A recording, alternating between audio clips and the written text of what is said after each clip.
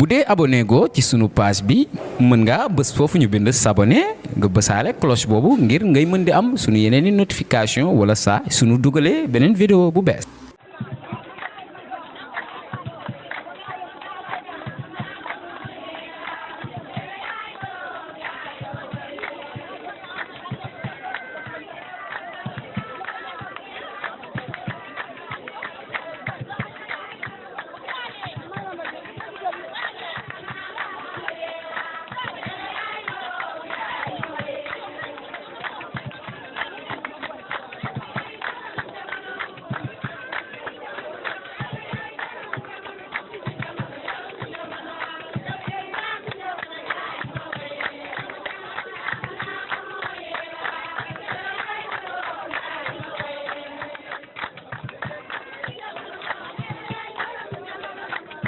kon jalab de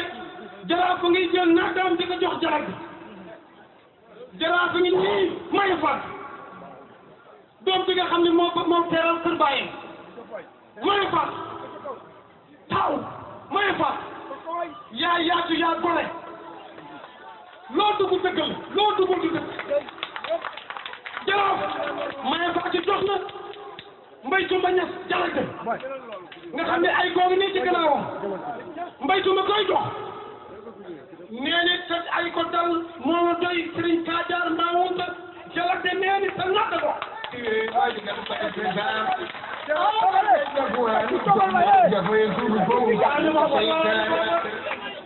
suma nu man sum ko do sum ko gise mu yaakaar na fu mu na ka gise mu na la ka so mo na ka mo kale ko la ko la sam suma don jay Paulo Paulo sax sa bale dille waru sorte ko mo sidul sidul kan tek ala ko do dikul batul kala ba kala bayle mo jël do maram nga bayle mo ni mo duri mo mo kin na jara ko yen dama dunde ma am ko be ma al bi jadil ni place ko de bawo direct ci l'électrifica suma may tuni ay kala ba xala am bo ba am bo jun jata inshallah kana ya suku ya inna kunna ba ku ya biri no ya bil sada al ya falo wajji ko ma chonge yuman jërëjëf mbokk yi ba léegi moo tax jërëjëf sa dem nii muy lay jokk mbokk mu rafet du bida Seydi Hadji Malick fii la gane àdduna gis na mag ñi di joxe teraanga ji lan la jokk bokk yàlla ni ko jokk bokk ma jokk la ka dagg bokk ma dagg la lii nag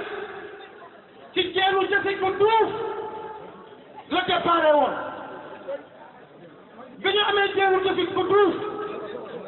ñu ne lii day wóoluwul ci kenn duñ ko jox kenn sunu buur luñ koy jox muy Maar Fall boobu Alamine Diop boobu Assane Niass boobu Maar Fall ak mag ñi ñu bokkal tund woon ñoo fa nekk jësig boobu di dox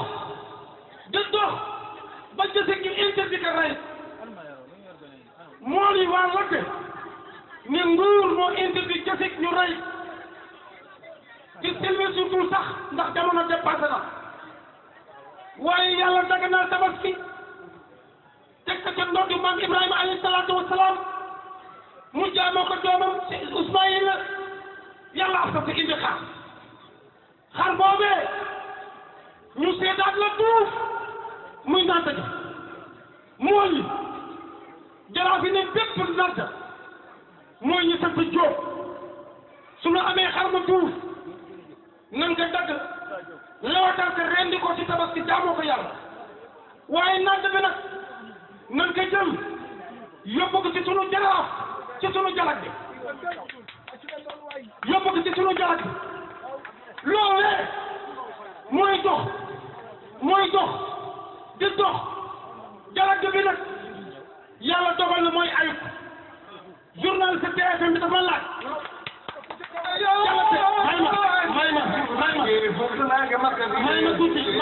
may ma tuuti ci jéem temps bee tax dafa laaj jalak mooy lan ma ne pour nga mën dégg Sénégal yi nga jógee woon ci élection présidentielle waaye laaj ñoo élection candidat ya am lu ñu doon laaj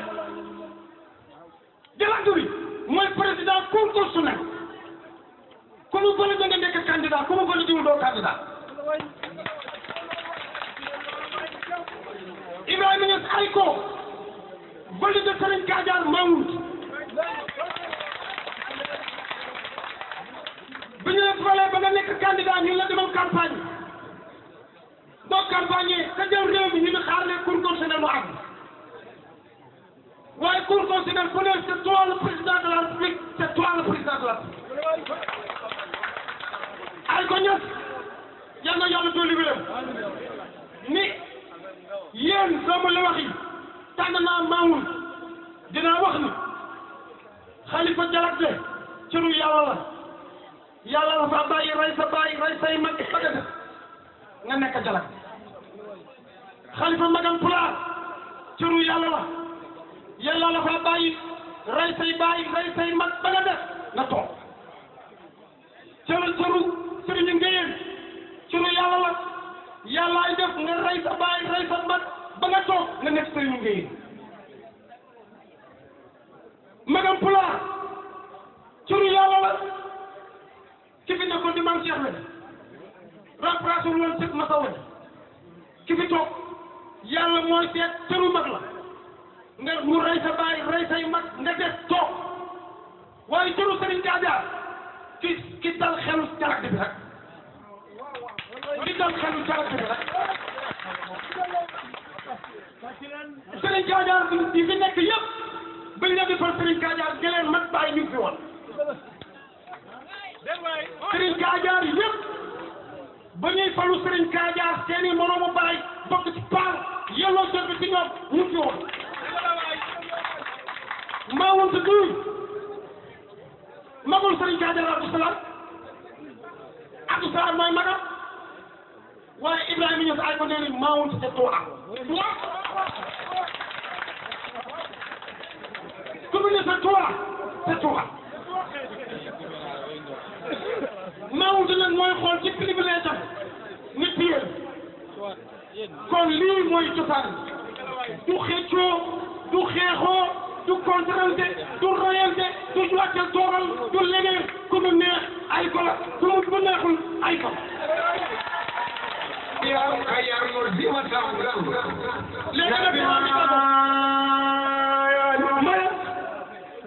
yaa ngoog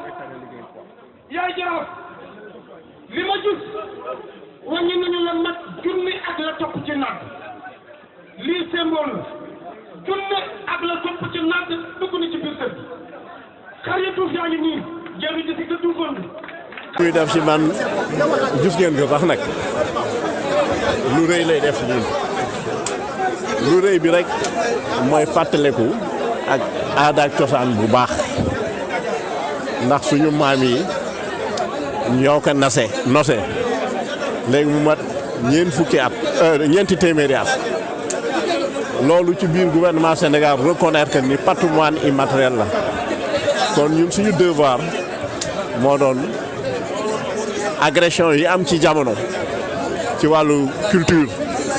jaaree ci fu nekk ak ci wàllu politique nga xam ne nar na raafa aada ak cosaan ñu dekkalaat ko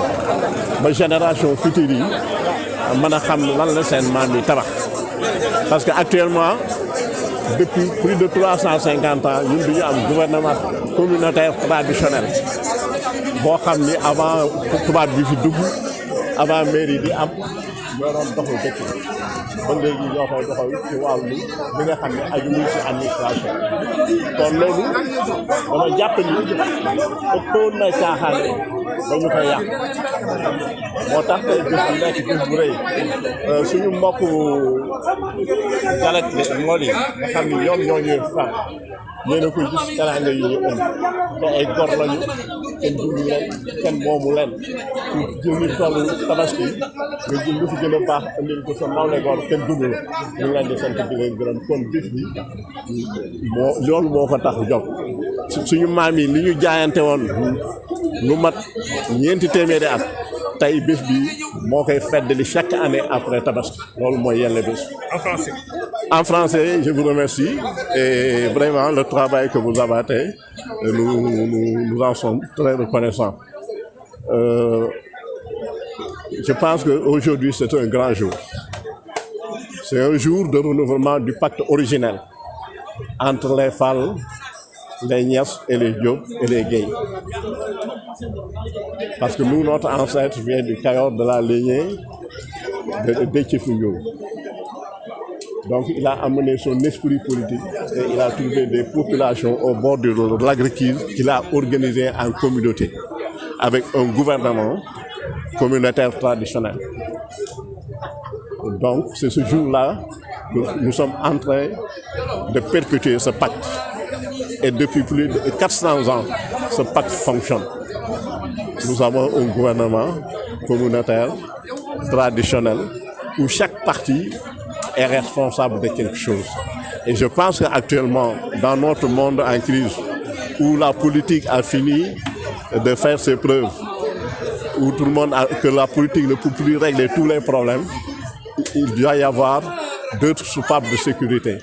tels que le rôle des khalifes généraux, le rôle des gouvernements communautaires dans les localités. Et je pense même que l'UNESCO est en train de travailler dans ce sens pour promouvoir ce que nous avons depuis 400 ans. Donc vraiment c'est un grand jour et nous remercions tout le monde. Le Serigne Kadiar reçoit donc une bénédiction de la part de la population. C'est une part importante du mouton. Oui, c'est-à-dire le Serigne Kadiar, il est élu au suffrage indirect. Les grands électeurs, c'est les pêcheurs. Et à la tête des pêcheurs, il y a ce qu'on appelle le Dialagdé, assisté du Yaraf. C'est le collège électoral. Ensuite, on a un collège de couronnement constitué par le Magoum Poular, qui après désignation du Dialagdé, couronne.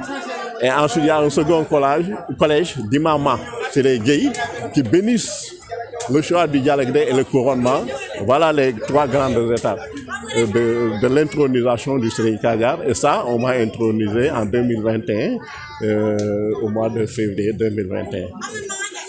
Donc ça s'est passé comme ça se passait il y a plus de 3 siècles. Et aujourd'hui, je vous l'ai dit, c'est un jour de renouvellement de ce pacte entre nos ancêtres-là qui fonctionne depuis lors. Alors je pense que nous sollicitons aussi l'appui du gouvernement pour renforcer cette structure qui peut constituer un levier dans les crises que nous traversons. Parce que nul n'ignore le rôle que jouent les papes, le rôle que joue le clergé, le rôle que jouent nos khalifes généraux. Donc si dans chaque localité on a des organisations communautaires de base comme ça, je pense que le gouvernement gagnerait à les promouvoir. Donc nous vous remercions pour le travail que vous avez fait. Et je pense que chaque année, on va vous inviter et que ce thème continue. Merci beaucoup. Merci.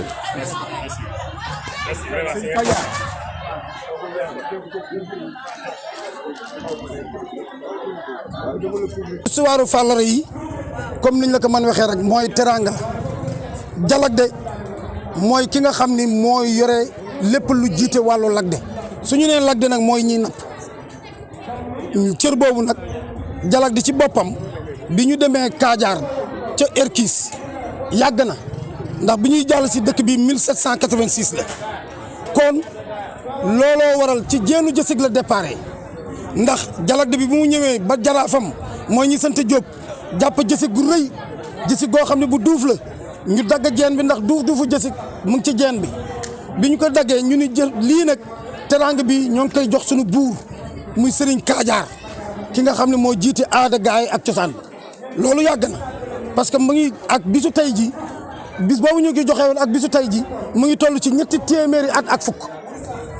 2024 bi moo ko def ñetti téeméeri at ak fukk ca bu nu jàll seeg léegi kon looloo la Dialagdé néew bu ko defee bu ñu demee ba jësit amatul ñu def ko nag ci xaru ci tabaski ñaareelu fanu tabaski ñoom jaraaf yi ni seen xaru tabaski seen nadd muy Fallare seen Fallare googu nag moom la ñuy jox Dialagdé nag moom lay dajalewaat jox ko Serigne Kadiar Serigne Kadiar nag Dialagdé moo koy fal suñ ko falee Serigne Kadiar moo jiite aada ji ak cosaan bi jiite ñetti goxu gaay yi njor na la Paal Lagdé mboq la ngëriñ Lagdé mboq la ngëriñ da nga ciy dégg ñett soo ko boolee ñaar yi dafay yaakaar juróom la mais benn la Lagdé mboq la ngëriñ benn cër la ñu fekk si njor na fekk si Paal moo tax bu ñu ñëwee délégué bi dafay daal dee ñëw jël délégué yooyu juróom benn la ñuy doon juróom benn yooyu nag ñaaru mboqal ak Lac de Ngëreen ñaarum paal ñaaru njorna ñooy fekk ji nag Serigne Kadiar mi nga xam ne moom la ñu jiital muy li nga xam ne mooy gouvernement gaxe waaye tey ji pour nga mën comprendre tey jii nag loolu lu ñu dundal li nga xam ne doon nañ ko def ci jësit mu dem nag bay tey jii ñu jël ci ñaareel fanu tabaski di julli tabaski ñu jël nag seen fàllare yooyu ñoom ñi sant Diop di jaraafu Jalagde bi moom la ñuy jël nag jox ko Jalagde jël ko jox ko teraanga jooju sëñ Kadiar suñu paree nag sëriñ Kadiar xool nag lay seen teraanga ñoom itam ndax nag teraanga delloo la ñu jël nag loo xam ne tolloo nañoo ak moom ci teraanga delloo ko loolu mooy dëgëral aada ji dinaa la wax nag naat yi su sëriñ Kadiar Jalagde bi bu demee ba xam ne kii bëggutu ko wala war na ko wàccee lu mu koy menacé mooy tey jox na ko jox na ko fàllare bu boobaa dafay seet ñett ya mel na ñoom ca gox boobu yii yëbalal leen ma fàllare yi joxal leen ma ko diw ak diw ak diw su ko defee sëñ Kadiar ba toog ba xam ne menacé nañ ko kon toogaayam dootul jekk su amee compréhension dafay bàyyi laata ñu koy wàccee su bàyyiwul da ngay toog ak sa Jalagde bi wàccee ñett yooyu mu joxoon mu tànn ci kenn fal ko kon Jalagde boo ko mënee dégg mooy le président cour constitutionnel mooy validé mooy joxe. tribunal la Cheikh Fall. mooy dama la faa. Abdou Ba mën na daal mel ni yow. Abdou Ba du foto. bu dee abonné go ci sunu page bi mën ngaa bës foofu ñu bind s'abonner nga bësaale cloche boobu ngir ngay mën di am sunu yeneen i notification wala saa sunu dugalee beneen vidéo bu bees.